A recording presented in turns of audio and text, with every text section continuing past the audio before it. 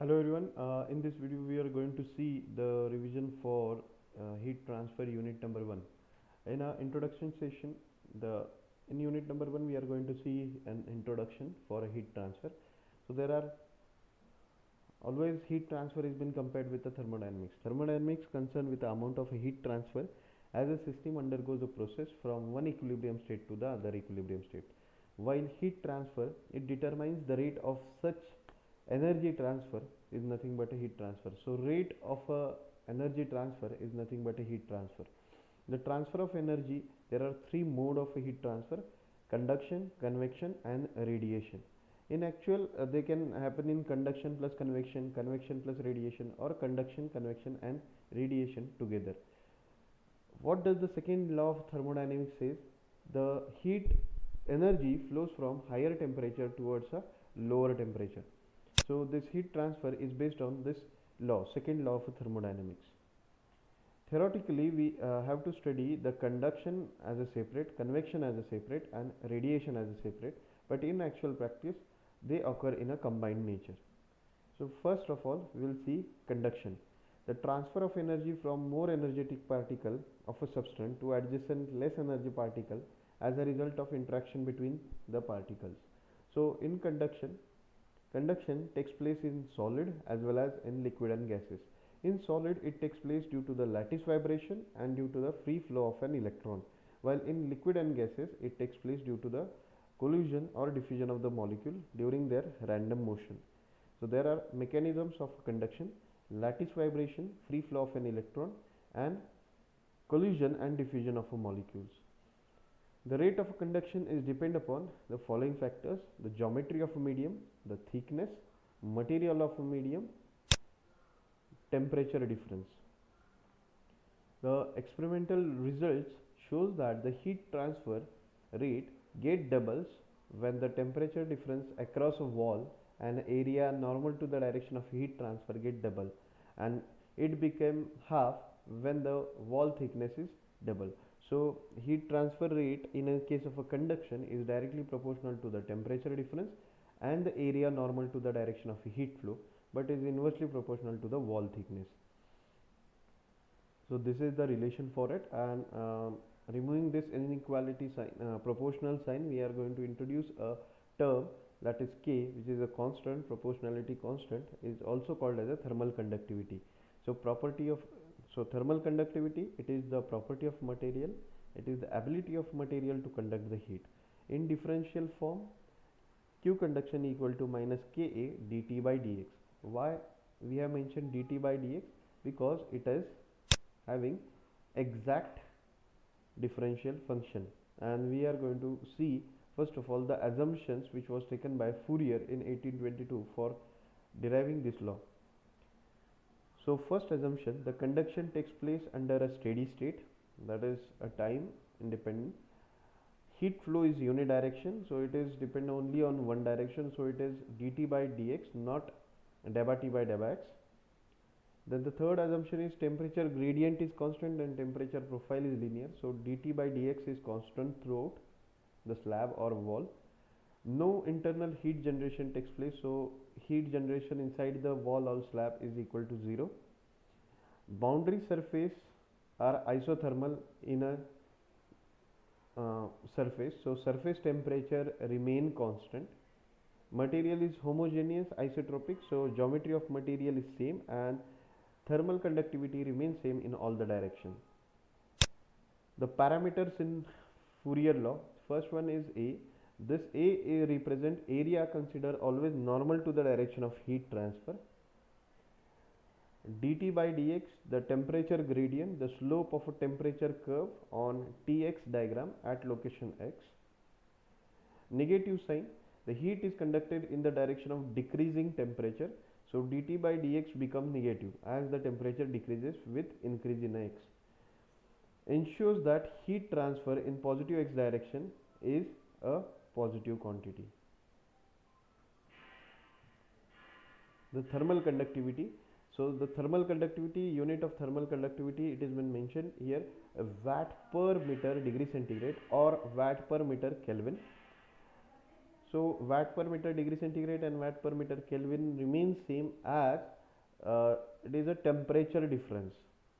So high temperature, so in degree centigrade, if we take both the temperature in degree centigrade, then the difference will be in a degree centigrade only, and if we take both the temperature in a Kelvin scale, then both the temperature will have Kelvin scale only.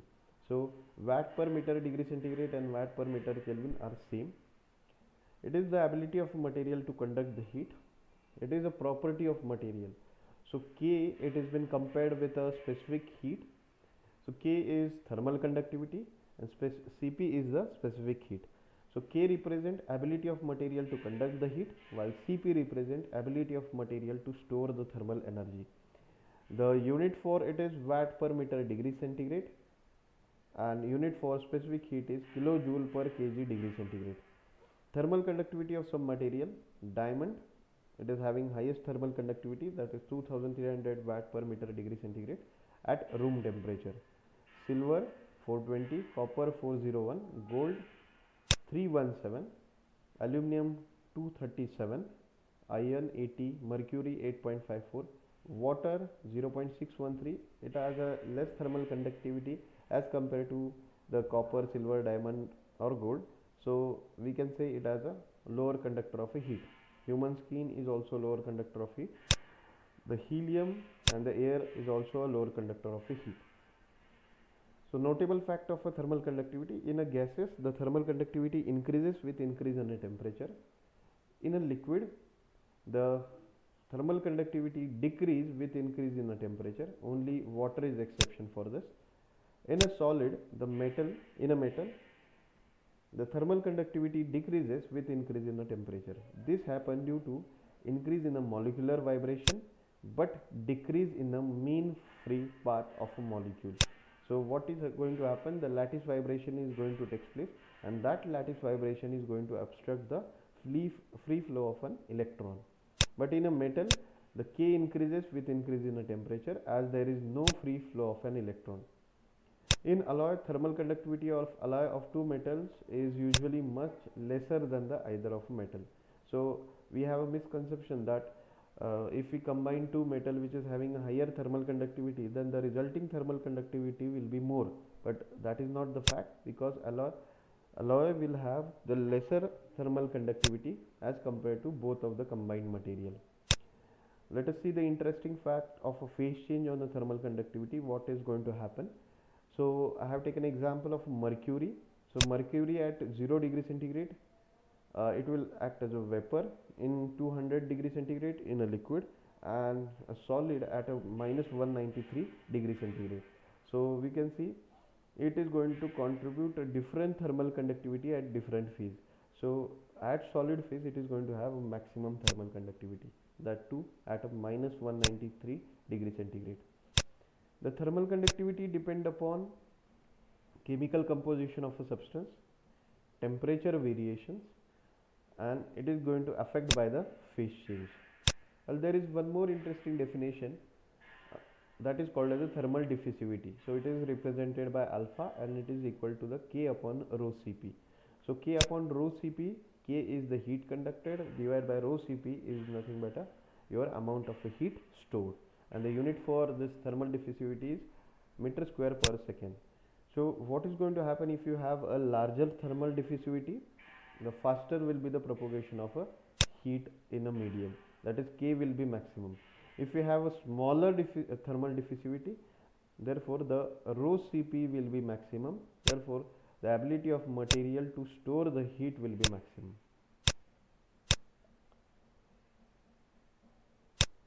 Let us discuss about the next mode of heat transfer, that is convection. So most mode of heat transfer between solid surface and adjacent liquid or a gas that is in a motion is called as a convection. So it is a combined effect of a conduction and fluid motion. So convection is been classified into forced convection and a natural convection. Forced convection, when the fluid is forced on a surface by the fan, pump and wind. A natural convection, when the fluid is caused by the buoyancy force, that to a density difference. Again, the convection is been classified into single phase convection and two phase convection.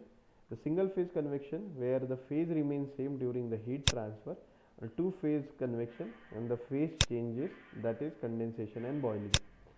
Newton's law of cooling.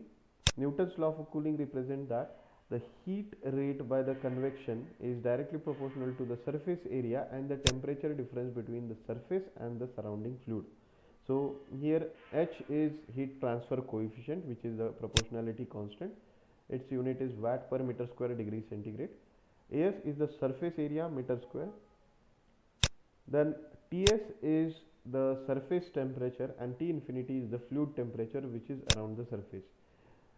Therefore, let us see some interesting fact of a heat transfer coefficient, not material property. First of all, just like thermal conductivity, thermal conductivity is a material property, but here heat transfer coefficient is not a material property. It has been determined experimentally, and its value has been depend upon surface geometry, orientation of surface, nature of fluid motion, whether it is force or whether it is naturally flowing, property of a fluid material, that is the viscosity, velocity, bulk fluid velocity, and orientation of a surface. In a property, you can say pressure, then temperature, then viscosity. These are the properties of the fluid which is going to affect the heat transfer coefficient. Some value of a heat transfer coefficient are listed over here: free convection of a gases, free convection of a liquid, free convection of a gases, free convection of a liquid. So boiling and condensation, you can see in a boiling and condensation maximum heat transfer coefficient is involved. So maximum amount of the heat is been convected in a case of a phase change process, that is boiling and condensation, as compared to the other process. Then the third mode of heat transfer which we are going to see in this unit number 1 is the radiation. It is the energy emitted by the matter in a form of electromagnetic waves or a proton as a result of a change in the electronic configuration of atoms or a molecule.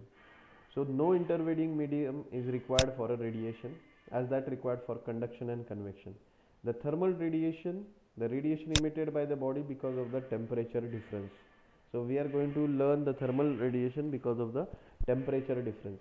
The convection and radiation are considered to be surface phenomena. Okay?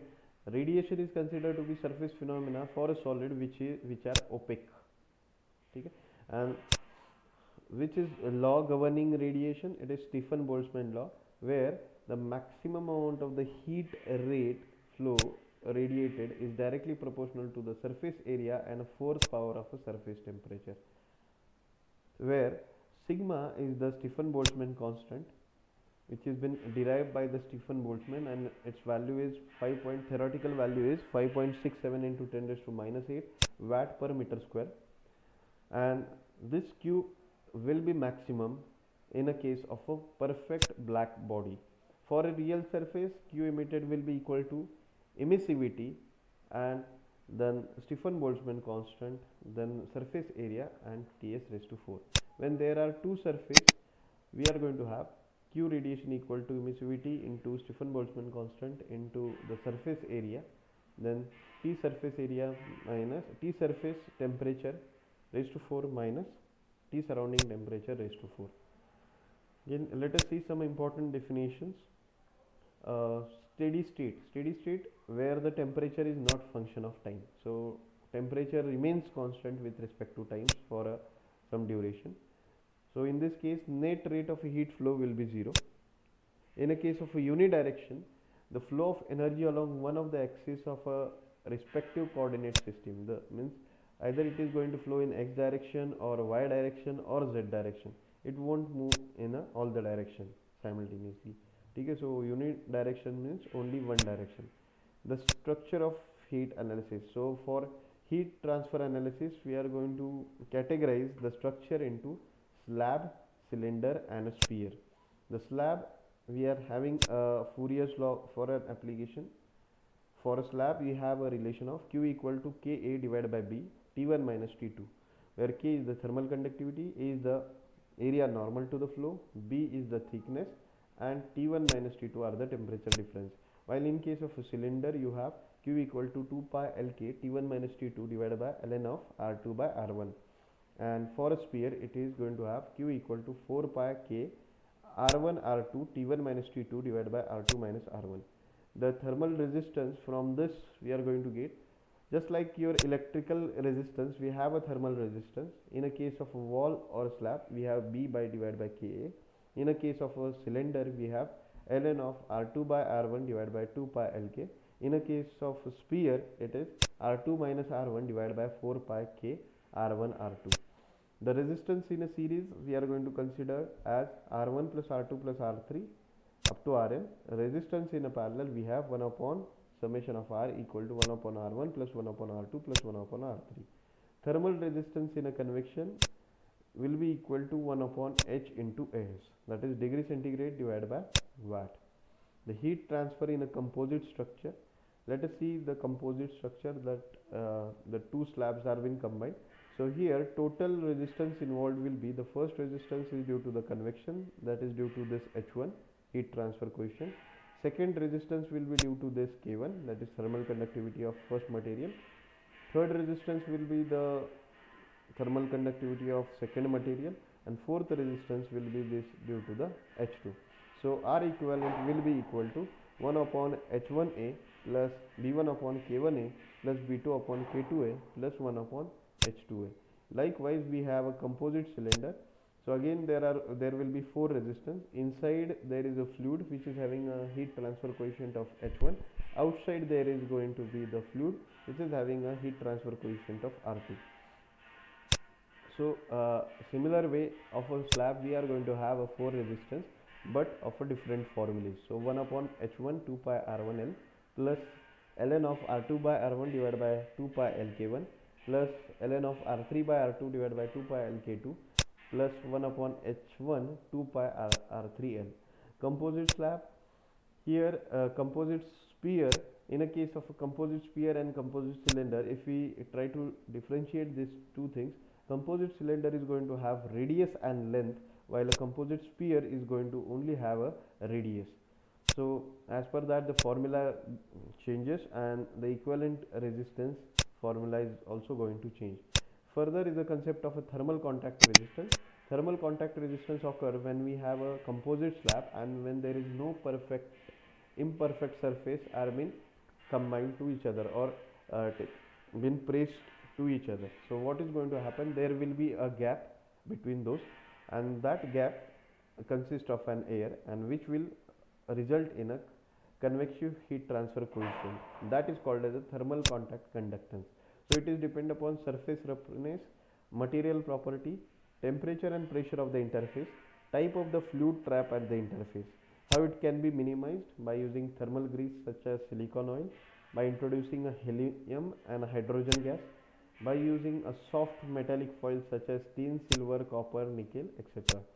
The critical radius of an insulation, this is the next concept. So this concept is only applicable for a cylinder and a sphere. So what happens, the insulation, if we go on adding insulation, not necessary, the heat transfer rate will be reduced.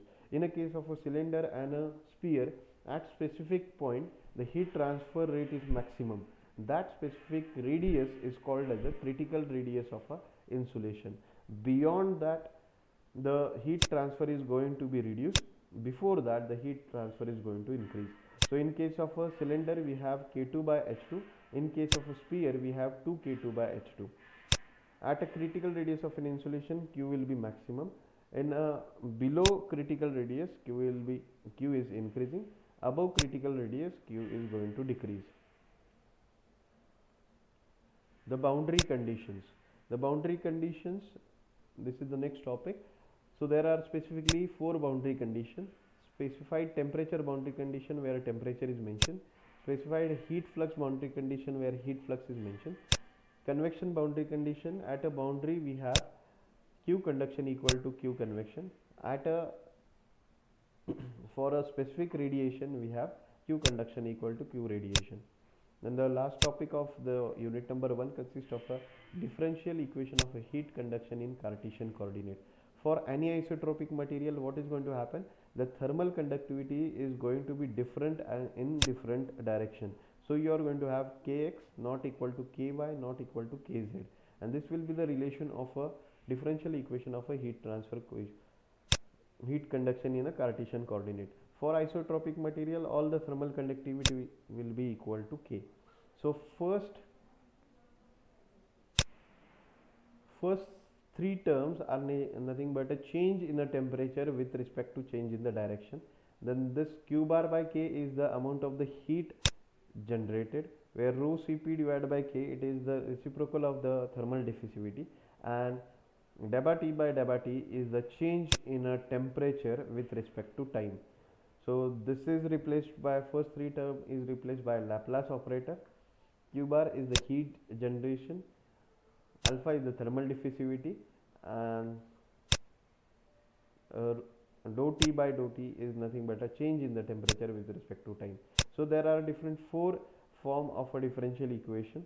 First one is the Fourier equation, where no heat generation takes place. So what you need to do, you need to just place the value of q bar equal to 0 in the above equation. So you will get the first equation, that is Fourier equation. In a second equation, in a steady state, in a Poisson equation, you are going to have a steady state, so change in the temperature with respect to time will be 0.